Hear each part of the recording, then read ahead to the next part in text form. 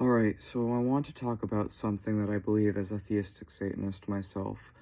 Um, Personally, I believe, and I really do believe this, that Satan is a figure that if you are honest and take accountability and overcome and balance and integrate your own inner darkness, meaning the darker parts of your own psychology, your own mind, your own heart and spirit, if you take accountability for essentially your own shadow, for the harsh parts of yourself, then I truly believe Satan is not your enemy and will not be an enemy towards you and will not be someone that you have to fear in any way.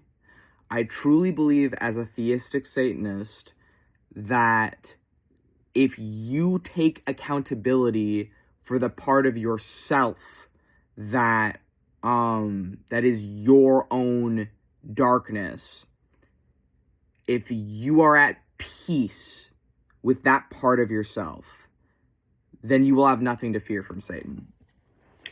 I believe as a theistic Satanist that Satan is real. He is a real person. I believe for me, I call this person Samael. In the past, I have said that I believe the Christian portrayal of Satan is a joke. I believe it is a mockery. I believe it is not at all what Satan is. I've expressed concerns about how people believe that Lucifer is evil and that Lucifer is Satan. And I do want to again reiterate, I have nothing at all against Luciferians. I have nothing at all against theistic Satanists who venerate Lucifer as Satan. That's not what I'm talking about. And I'm also not among those theistic Satanists. Personally, for me, I venerate Samael as Satan, as well as Asmodeus and King Belial. Also King Payman. Those would be my Satans of preference, or the pieces of Satan that I'm working with, among some other demons and things from like the Ars Goetia. And then I have my own personal spirits that I won't talk about here. Essentially, I believe that Satan kind of works like a reflection. And what do I mean by that? What I mean by that is that I think it does depend on the Satan for this, but the ones I work with, at least, I believe will meet you with the energy you meet your own inner darkness with. So what I mean by that is, if you are ashamed of yourself, if you have a lot of pain within yourself where you do not accept yourself and you do not accept the darker parts of yourself, or maybe you are running from those parts of yourself, or maybe you are afraid of those parts of yourself, or maybe you've been hurt for many years for those parts of yourself, so you've buried them, or maybe you project those parts of yourself into other people and you don't deal with them at all. You don't even acknowledge them. You can't even accept that there's dark parts of yourself. So you just project them into everyone else around you while running from them. And I think in that case, Satan would be your enemy.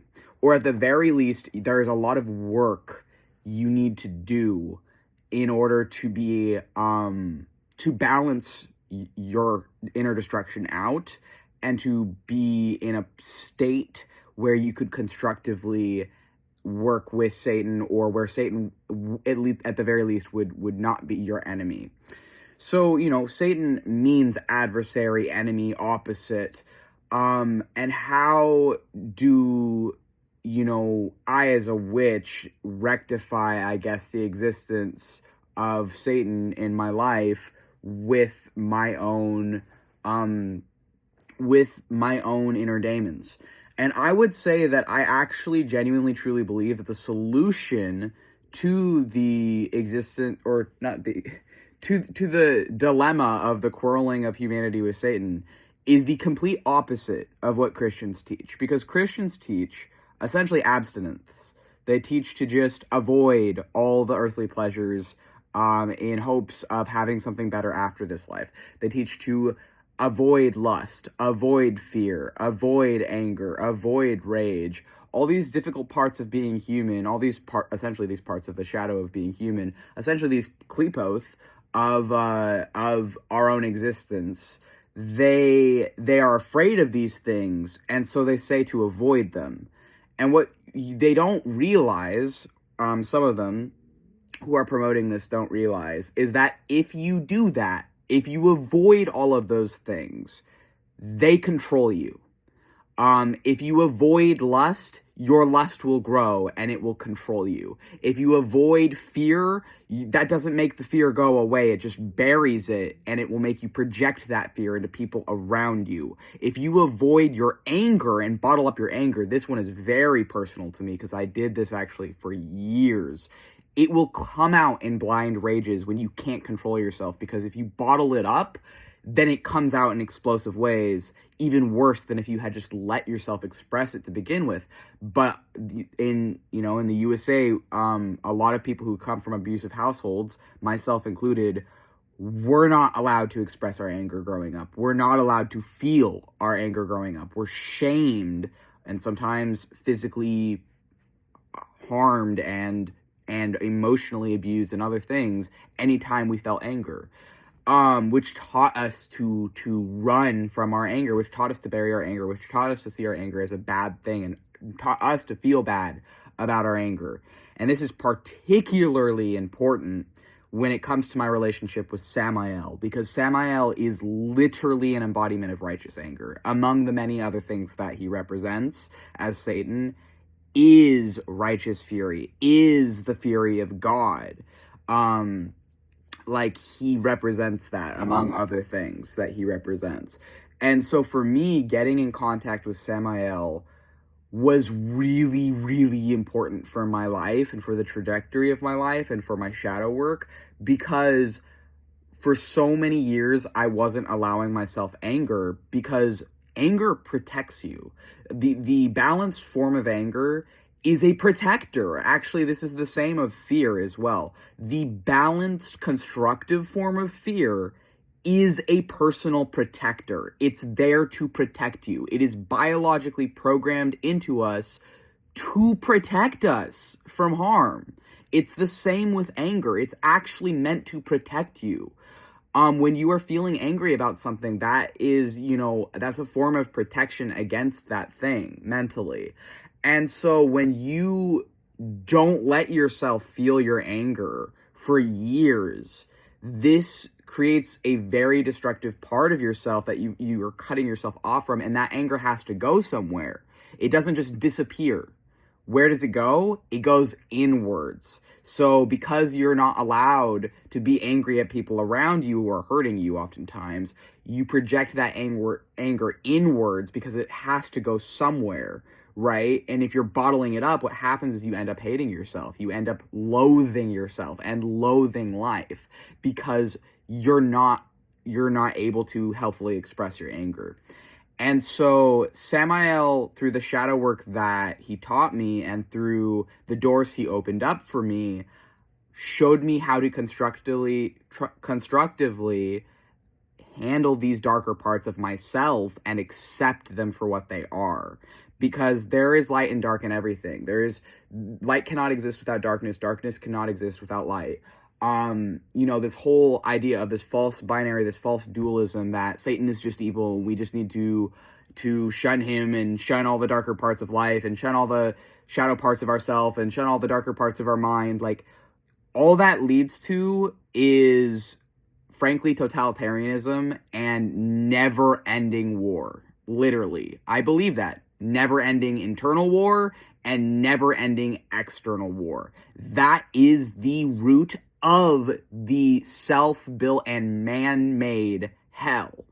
Because I believe that this idea of hell as a place of eternal torture is 100% man-made and 100% something you do to yourself and something other people do to you. But you can choose to heal yourself, and you can choose to be honest with yourself and these parts of yourself. And when you are, over time, eventually you learn to balance these parts out of you and meet the healthy parts of or the healthy equivalents. And when you've reached that peace, Satan is not your enemy. Satan is your equal.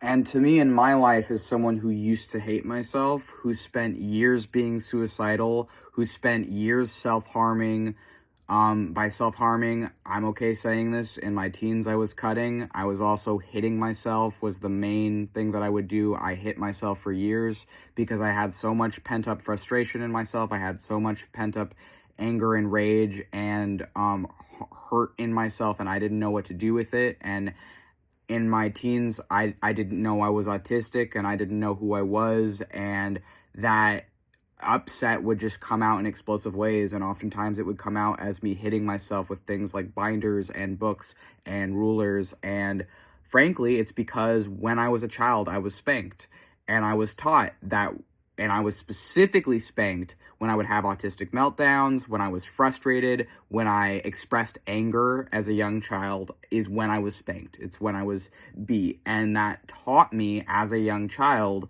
that how to deal with those emotions of me being frustrated or me being angry or me being upset. It taught me that how I deal with that is to hurt myself.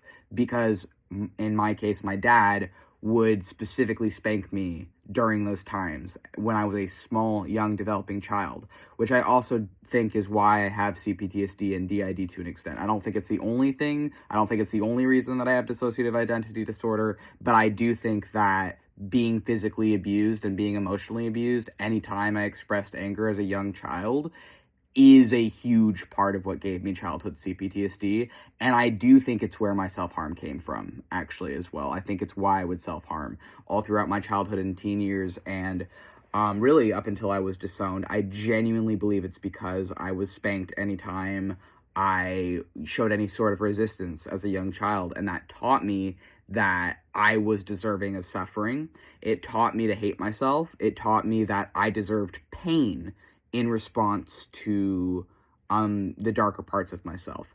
Whereas what Samael showed me and what Samael taught me and how Samael helped me, and really I started doing this work with him around when I was disowned, which is also around when I stopped self-harming in response to being disowned.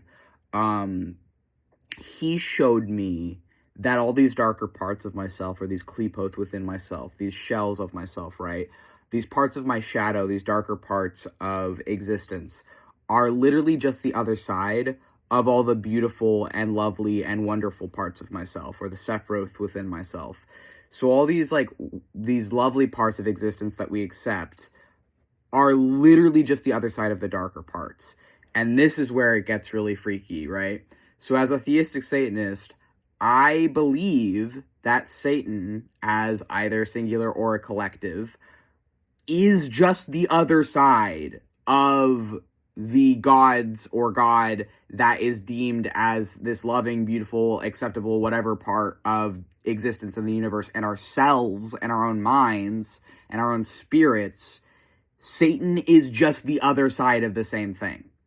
And this is not the demiurge is and God is Satan, and no. Our response to that should not then be to all of them are evil. No, that's not what I'm fucking saying. I'm not going into that whole Sethian view of Gnosticism here. What I'm talking about is that these demons represent parts of yourself. They represent parts of the universe. They represent parts of existence. And when you can't face the darker parts of yourself alone, through their aid, they can help you become aware of things. They teach you knowledge, and what you do with the knowledge they teach you is up to you. So in my case, as someone with a severe history of trauma coming from childhood abuse and coming from long-term abuse that I experienced for many, many years, working with Samael helped me and is what I needed in my life, and is really the path that I need to be on for myself. And I love being a theistic Satanist, and I'm happy to be a theistic Satanist, because as an ex-Christian and ex-atheist who was cut off from all these pieces of myself, Samael gave me the tools that I needed to then choose how to balance and alchemize myself. And this is why this shit matters. And this is why I disagree with Christians, or specifically the Christians, who think it's okay to just run an outcast and separate and sever all these parts of themselves and label these parts of themselves evil and label these parts of themselves whatever. Because here's what happens: if you label a thing evil, it becomes evil. If all Satan is to you is just an enemy, why would he show you anything else? If you're not willing to entertain the possibility of Satan being loving, why would he ever love you? Why would he ever show you anything else if all you're treating these demons with, if all you're treating these whatever with is as your enemy? And honestly, it's the same with human beings. If you're treating a human being or a group of human beings as, well, these people are just fucking bad, or these people are just whatever, why would they show you otherwise? If you treat your own child as a monster, this happened to me. This is speaking from my own personal history growing up, right? As the scapegoat in a narcissistic family dynamic. I was literally treated for 22 years as the vessel for my father's shame. I existed to be a vessel and an emotional punching bag and just an emotional shell for everyone else's sins in my family, for everyone else's drama, for everyone else's bullshit. I was just forced to carry that from as young as like 3 to 4 to as old as 22. And that's why I have DID, another part of why I have DID, dissociative identity disorder, multiplicity of self, rather than being one mind, one body, and multiple minds, one body. And honestly, it's because everyone else's ghosts, everyone else's the shit they couldn't handle about themselves, the shit they didn't like, they would put onto me and into me as the oldest child. And I was just forced to suffer for and carry everyone else's sins in my family. And I know that sounds like an exaggeration, but I don't think I would have diagnosed DID and CPTSD as a goddamn fucking 25-year-old if that's not how it was. My PTSD is the proof of what I lived through. And for me, it's like, you cannot run from these things because it'll always catch up to you. And I believe this. If it doesn't catch up to you in life, it will catch up to you in death. And you will have nowhere to run then. And hell is not, it's not a place of eternal torture. It's not the underworld. It's your own mind. It is your own mind. It's the shit you ran from yourself and projected into people like me. So this is why I'm a theistic Satanist, is because I actually think it's a solution to the hardships and the problems and the things I was dealing with in my past. It's not a solution in the way of taking those things away, but it provides me a means of coping with those things. It provides me mental relief and a strategy for balancing out the darker parts of myself and the Satan within myself.